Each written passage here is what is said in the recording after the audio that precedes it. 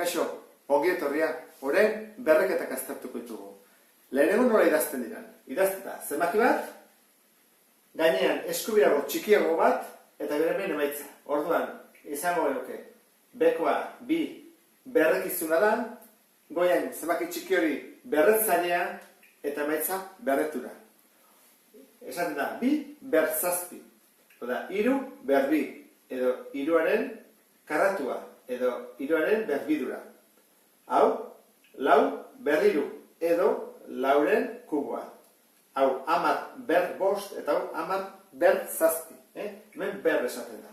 Orduan, guazen lehenengo kalkulo egitea. Bi berzazpi. Bi berzazpi da biderketa laburtua. Berez da, biderbi,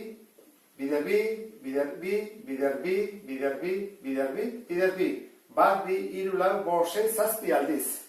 Biderketa laburra izanik, hasi barka honek egiten, biderbi. Orduan, biren kasua besa da. Baina, beste kasu batzutan, ez badakiko oso ondo, hobeda jartzea horrela. Biderbi, lau, biderbi, zortzi, biderbi, amasei, biderbi, hogeita hamabi, eta erantara, kontatzen ditugu zenbat. Erabili ditugun, bat, bi, iru, lau, bost, bi fatez ezkigu horreindik. Horrein dugu, biderbi, irurogeita lau, eta biderbi, 128. Hemen ditugu. Bat, bi, iru, lau, bost, sei, zazpi. Zazpi aldizra ditugu, emaitza izango litzake, 128. Hau ondatortzen da, zenbaki asko biderkatu behar ditugunean. Hemen, iru berbi, iruren karratua erresagoa da iru bider iru. Bederatzi. Hemen, lau berriru. Lau bider lau, iru aldiz. Lau bider lau, lau bider lau, amasei bider lau, badakigu egiten, edo nabalin baduzute, egin ditikein hortara, irurogeita lau. Urrego kasua. Hemen, zenbaki oso erraldoia da, eta batzutan, eta galdetzen dute, alderantziz, zenbat nola gelditzen den. Adibidez, iru biderbi. Hori nola laburtu daiteke?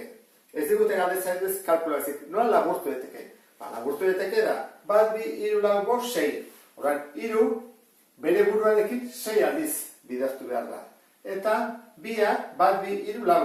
Bi, bere buruarekin lau aldiz bidertu behar da. Orduan, biderketa luzeago jarri ordez, hau laburtura bat izango litzake. Kaso honetan, amar behar bost. Orduan da, amar, bi, iru, lau, bost. Amar bider amar, eun. Mila, amar mila, eun mila. Bat, bi, iru, lau, bost. Eun mila.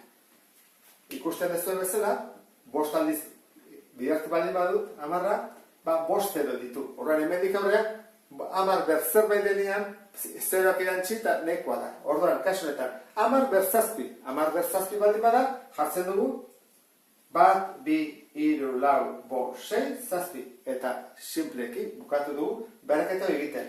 Honen izena zen izango ditzake, bat, bi, iru, amar milioi. Sarrera ondo ulertu ez dutelakoan, beste bat arte, agur.